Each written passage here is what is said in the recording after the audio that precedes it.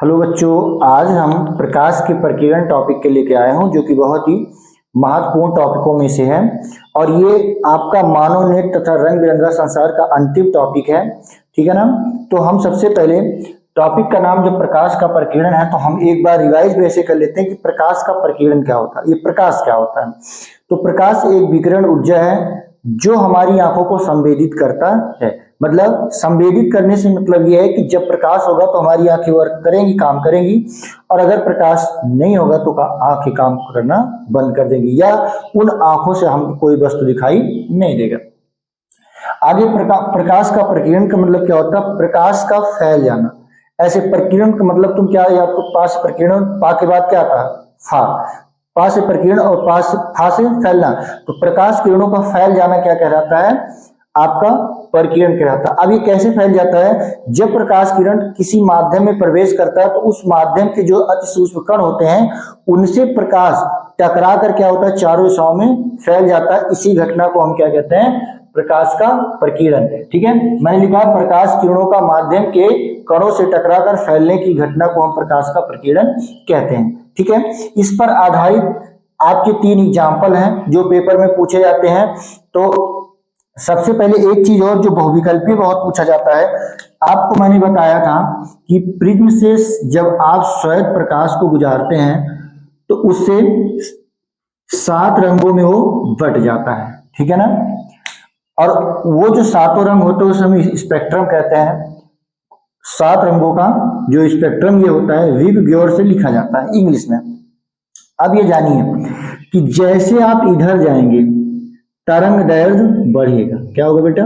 तरंग दैर्घ्य बढ़ेगा। तुमसे कह दे कि ये बताओ भाई कि रेड और येलो में तरंग दैर्घ्य किसकी ज्यादा होगी, तो तुम कहोगे रेड। ठीक है। अगर इसमें पूछा जाए 7 रंगों में सबसे ज्यादा तरंग दैर्घ्य किसकी होगी, तो लाल की, और सबसे कम किसकी होगी? बैंगनी की।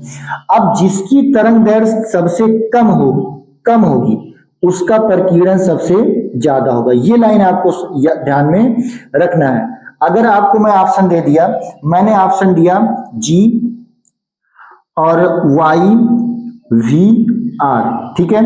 अब मैंने पूछा कि सबसे ज्यादा प्रकीर्णन इसमें किसका होगा, तो देखोगे सबसे कम तरंगदैर्घ्य किसकी है, तो सबसे कम तरंगदैर्घ्य किसकी है? बैंगनी की। तो इसका प्रकीर्णन सबसे ज्यादा होगा। आप इधर से जैसे इधर जाएंगे रेड की ओर जाएंगे तो तरंगदैर्घ्य बढ़ेगी।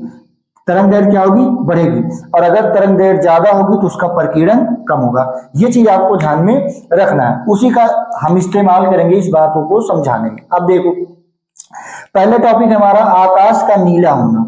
अब आकाश का नीला होने की अगर बात आई तो देखिए, सूर्य से आने वाली प्रकाश किरण जब वायुमंडल पहुंचती है तो सबसे ज्यादा प्रकीर्णन किसका होता है? बैंगनी का। ये फैली गई, इसका ये खूब इसमें बिखरा हुआ है। लेकिन इसके साथ दिक्कत क्या आ गई कि इस बैंगनी रंग की जो रंग था ये इसकी तरंगदैर्घ्य इतनी नहीं थी कि वो हमारे पास तक आए। तो जब हमारे पास तक नहीं आएगा तो हम उसको देख नहीं पाएंगे। फिर बैंगनी ये सॉरी इंडिगो जो है इसका तरंगदैर्घ्य इस बैंगनी से तो ज्यादा है। बैंगनी से क्या है? ज्यादा है। तो इसका ये जो इंडिगो है इसका जो प्रकीर्णन होगा वो इससे कम होगा लेकिन ब्लू से ज्यादा होगा। ठीक। अब ये इसका प्रकीर्णन तो हुआ लेकिन चूंकि इसकी तरंगदैर्घ्य इतनी नहीं थी कि हमारे पास तक आए और वो हमको क्लियर दिखाई दे। लेकिन ब्लू रंग, जब जो ब्लू रंग था, जो नीला रंग था, वो क्या हुआ, उसमें जब प्रकीर्णन हुआ तो इतना फैला, चारों ओर फैल गया। और फैलने के बाद उसकी तरंगदैर्घ्य इतनी थी कि वो हमारे पास तक आया। तो हमको क्या दिखाई दिया? आसमान नीला। देखो, इसका मतलब ये समझो कि आसमान में आपको ये जो आकाश का रंग नीला दिखाई देता है उसका कारण क्या है? प्रकाश का प्रकीर्णन। ठीक है। सबसे ज्यादा प्रकीर्णन बैंगनी का होता है और सबसे कम लाल का होता है। तो हमको बैंगनी क्यों नहीं दिखता? बैंगनी इसलिए नहीं दिखता क्योंकि उसकी तरंगदैर्घ्य इतनी नहीं है कि वो रंग हमारे पास तक आए और हमको दिखाई दे। अब बात ब्लू की आई। ब्लू यानी नीला, नीला का जो प्रकीर्णन होता है वो बैंगनी से कम होता है। लेकिन इस नीले की तरंगदैर्घ्य इतनी होती है वो हमारे पास तक आ जाता है, इसीलिए आसमान हमको नीला दिखाई देता है। दूसरा, अगर दूसरे की बात की जाए, सूर्योदय और एवं सूर्यास्त के समय सूर्य का सूर्योदय और सूर्यास्त के समय सूर्य का लाल दिखना, सूर्य का लाल दिखना। अब ये लाल दिखता है, इसके पीछे रीजन क्या है बेटा?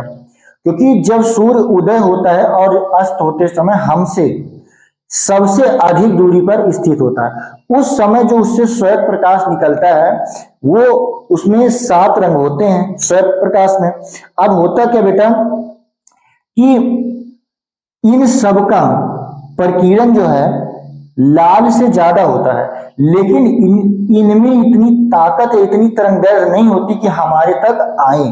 केवल लाल रंग की प्रकाश किरण में इतनी ताकत, इतनी तरंगदैर्घ्य होती है कि वो हमारे तक आ पाए, इसीलिए सूर्य हमको लाल दिखाई देता है। ठीक है, एक वर्ड में आप बताओगे कि सूर्य से आने वाली प्रकाश किरणें जब सूर्योदय और सूर्यास्त के समय उनमें से केवल लाल रंग की किरणें हम तक पहुंच पाती हैं, जिससे हमें सूर्य लाल दिखाई देता है, बाकी किरणों का प्रभाव खत्म होता है। खतरे का सिग्नल जो है आपका वो लाल है। खतरे का सिग्नल लाल क्यों होता है? उसका कारण यह है कि लाल की तरंगदैर्घ्य अधिक होती है, जिससे कोहरे और धुंध में भी बहुत दूरी से हमको दिखाई देता है, इसलिए खतरे का जो भी सिग्नल होता है उसको लाल प्रयोग किया जाता है। इस टॉपिक में बस इतना सा था। ठीक है, और इसका डिस्क्रिप्शन में आप जाएंगे तो इसकी टेलीग्राम चैनल की लिंक रहती है, उससे आप टेलीग्राम चैनल ज्वाइन कर सकते हैं और वहां पर इसकी पीडीएफ भी मिल जाती है। वैसे आप लोग को जो मैंने समझाया उसको समझ के अपने शब्दों में लिखो, जो आपके लिए बहुत बेहतर होगा।